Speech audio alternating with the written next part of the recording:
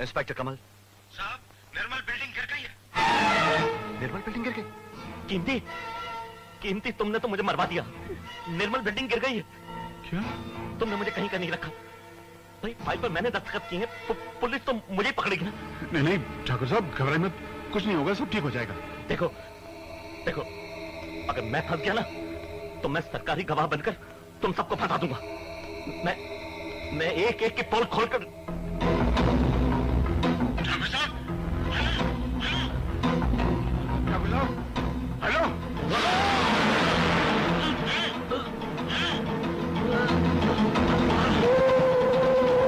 तुम कुछ नहीं कहोगे, कुछ कहने के लिए जिंदा नहीं रहोगे।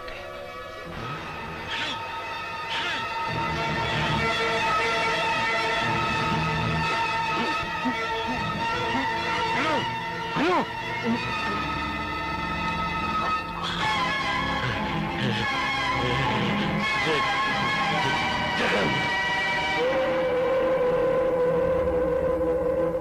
जगन,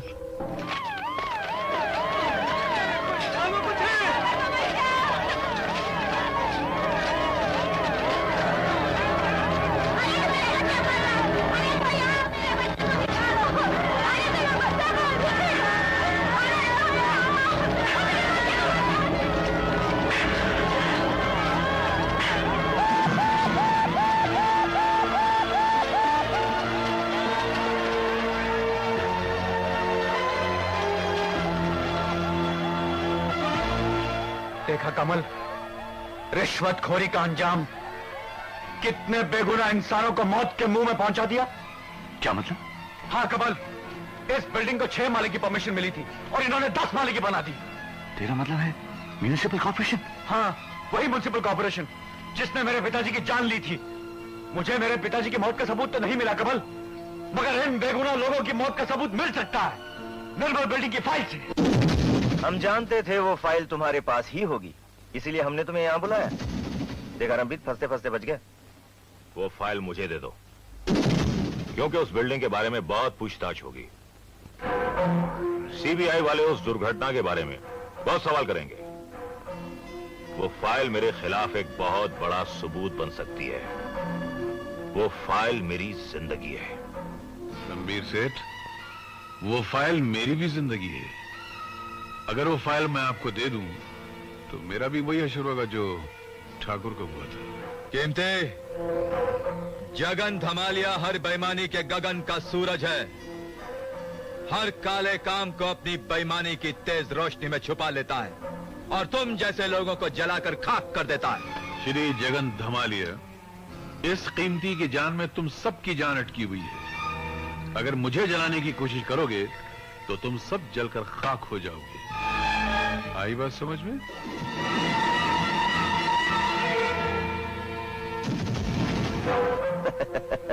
अरे कीमती भाई, फाइल आपके पास हो भाई या रणबीर के पास हो, घर की बात है। बस वो फाइल कानून के हाथ में नहीं जानी चाहिए, बाकी हम सब संभाल लेंगे है? ये बात समझाओ उसको। अरे यार, बगैर फाइल के केस चलता ही रहेगा और फिर जैसे जैसे टाइम निकलता जाएगा वैसे वैसे केस की गर्मा गर्मी भी खत्म होती जाएगी, जैसा अक्सर होता है।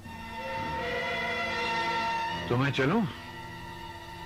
कीमतीलाल, एक बात याद रखना कि अगर तुमने कोई चालाकी की और हमारे खिलाफ एक लफ्ज भी किसी को कहा तो तुम्हारे इकलौते बेटे की लाश कफन के साथ तुम्हारे घर पहुंचा दी जाएगी।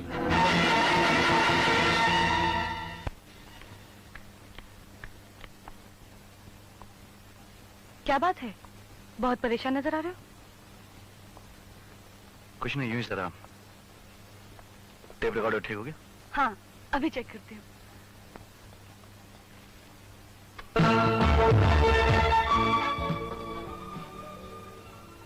कमल, तुम्हें खुशखबरी देनी है। कैसी खुशखबरी? मुझे एक ऑफर मिली है और मैंने कबूल कर ली, तुमसे पूछे बगैर। कैसी ऑफर? पब्लिक प्रोसिक्यूटर मिस्टर प्रसाद ने मुझे ऑफर दी है कि मैं उनका ग्रुप ज्वाइन कर लूं। वो इतने बड़े वकील हैं, मैंने फौरन हाँ कर दी। ठीक किया ना? याद करो कीमती बाबू, जब आप नया नया ये दफ्तर में आया था, एक चम्मच शक्कर का 200 रुपए लेते थे उसमें मेरे को भी 1% कमीशन मिल जाता था। उसके बाद में आपने रिश्वत बढ़ा के 1 चम्मच शक्कर का 1000 रुपए कर दिया। बिल्डिंग के पास कर करके लाइसेंस दे देकर आपने तो माल बनाया। आपके पास तो नोटों का भंडार है, मेरे पास तो कुछ भी नहीं है।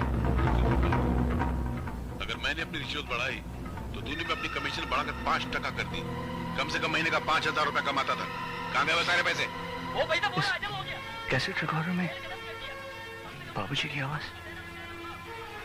वो जब मैं अब्बास भाई की दुकान पर कैसेट प्लेयर ठीक कराने गई थी, वहां मेरी मुलाकात बाबूजी से हुई।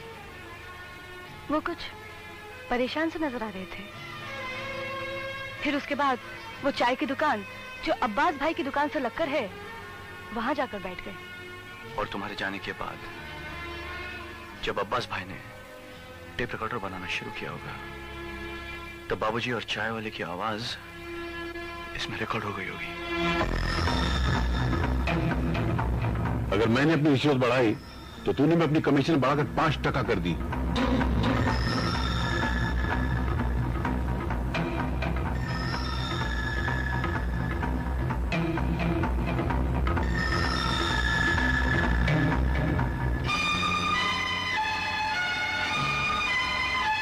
अब भी कहेंगे आप, आपका दिल साफ है? उस दिन मैंने आपको एक बेटे की हैसियत से सवाल किया था और आपने झूठ बोलकर अपने गुनाहों पर पर्दा डाल दिया। लेकिन आज मैं सबूत के साथ आया हूं।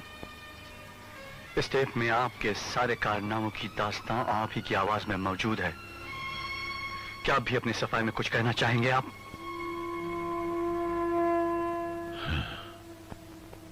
कहना है,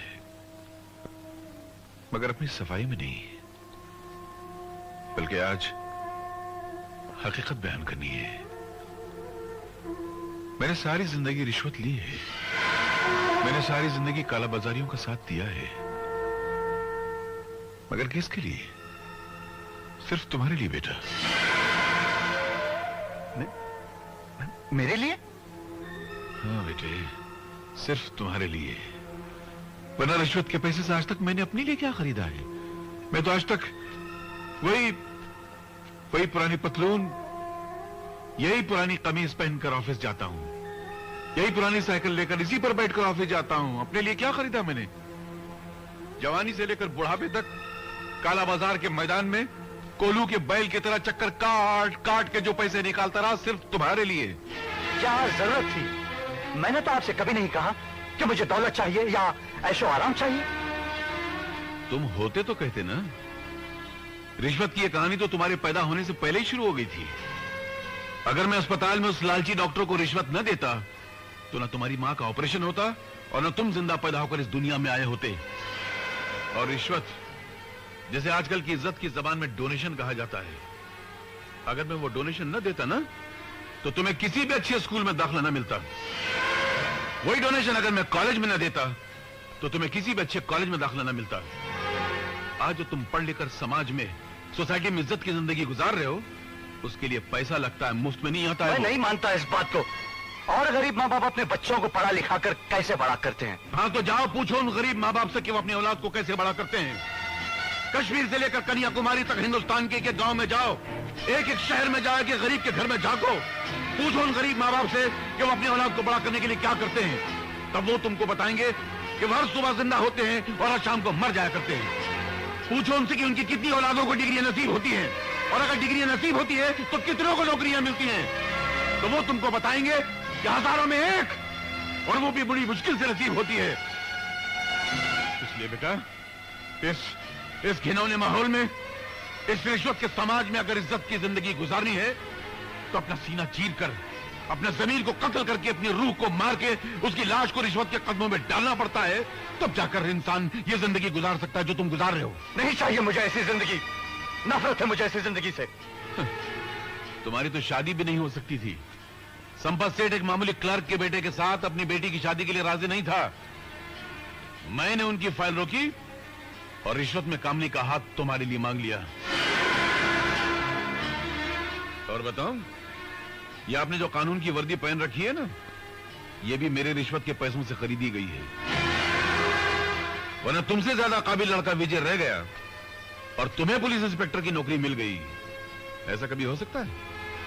इसलिए बेटा, मैंने सारी जिंदगी जो बेईमानी का बोझ उठाया, काला बाजार किया, वो सिर्फ तुम्हारे लिए, तुम्हारी खुशियों के लिए। हाँ, मेरी खुशियों के लिए किया।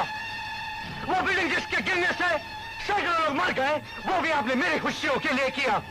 उनका खून आपने और आपके साथियों ने मिलकर मेरे लिए बहाया। आज मुझे अपने आप से घिनाने लगी है कि मैं आपका बेटा हूं। ऐसा लगता है कि मैंने जिंदगी में कुछ नहीं किया। जो कुछ भी मुझे हासिल हुआ है, वो सब दूसरों से छीना हुआ है। मेरा अपना कुछ भी नहीं। मैं ये सब तो वापस नहीं कर सकता, लेकिन आपको गिरफ्तार करके इसका प्रायश्चित जरूर कर सकता हूं। मैं नहीं जानता था कि मैं अपनी औलाद को जो वर्दी खरीद के दे रहा हूं, एक दिन उसी को पहनकर वो मुझे गिरफ्तार करने आएगा। अपनी अपनी तकदीर लो, पूरी कर लो अपनी तमन्ना। ये क्या कमल, तू अपने पिताजी को हथकड़ी पहनाएगा? पहना लेने दो शांति, इसे अभी दुनिया में बहुत सारे सबक सीखने हैं। एक बात याद रखना बेटा, इस दुनिया में अगर कोई शरीफ आदमी पकड़ा जाए तो उसे बचाने के लिए कोई आगे नहीं आता है, लेकिन अगर एक बेईमान आदमी पकड़ा जाए तो उसे बचाने के लिए हजारों आदमी खड़े हो जाते हैं। चलिए।